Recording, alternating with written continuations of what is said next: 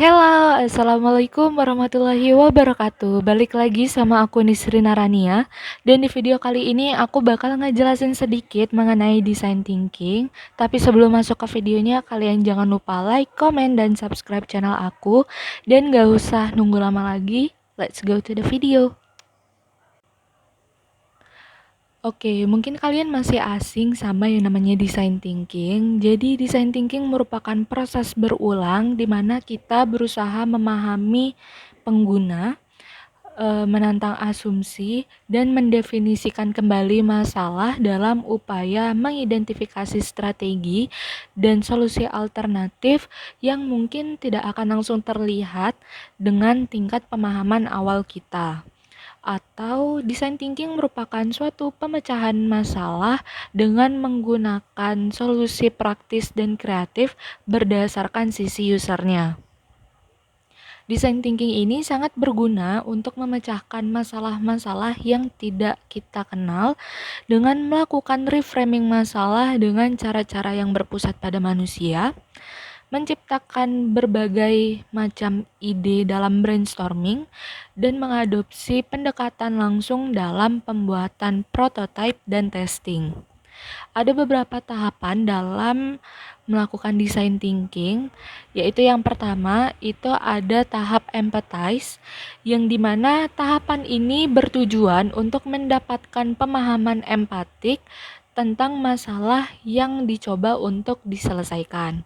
Yang kedua itu ada tahap define, yang dimana di tahapan ini kita mengumpulkan informasi-informasi yang telah kita buat atau yang sudah kita dapat selama tahap empathize.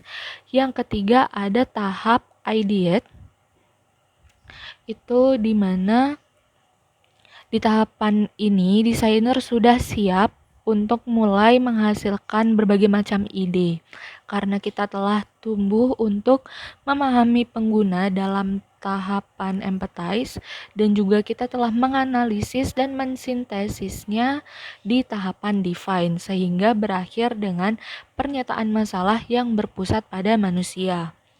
Lalu yang keempat ada tahap prototype, yang dimana tim ideate ini sudah membuat beberapa produk atau beberapa ide yang nantinya akan dicek secara ketat di tahapan selanjutnya. Lalu tahap yang kelima itu ada tahap tes, yang dimana desainer ini mulai menguji produk-produk yang sudah dibuat di tahap prototype sebelumnya. Contoh permasalahan yang dapat kita selesaikan melalui design thinking itu misalnya kita ambil contoh apakah UMR di Jakarta ini cukup untuk memenuhi kebutuhan hidup kita. Jadi di empathize itu ini ya, rasa resah karena gaji tidak cukup untuk memenuhi kebutuhan hidup. Lalu di bagian define itu mulai mencari bagaimana sih cara agar kita dapat menambah pendapatan untuk memenuhi kebutuhan hidup kita.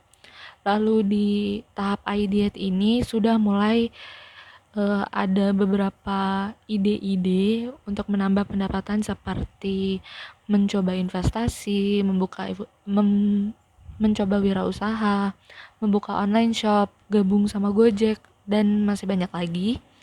Dan di prototype ini misalnya kita sudah memilih